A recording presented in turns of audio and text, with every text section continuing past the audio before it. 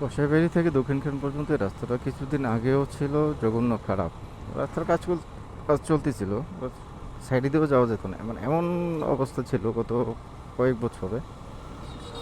এখন দেখেন রাস্তাটা এমন চওড়া হয়েছে, আর একদম একদম সুন্দর একটা রাস্তা হয়ে গেছে।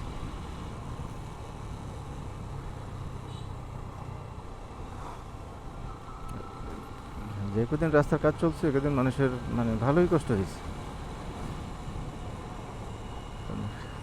অনেকদিন পরে আসছি তো এলাকায়, যখন রাস্তাঘাট কাজ চলতেছিল তখন আসছিলাম।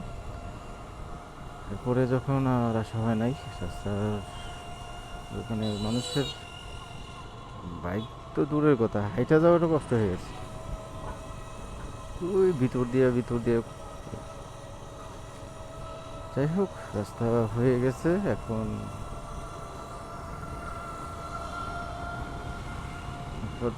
সুন্দরভাবে রাইড করা যাচ্ছে।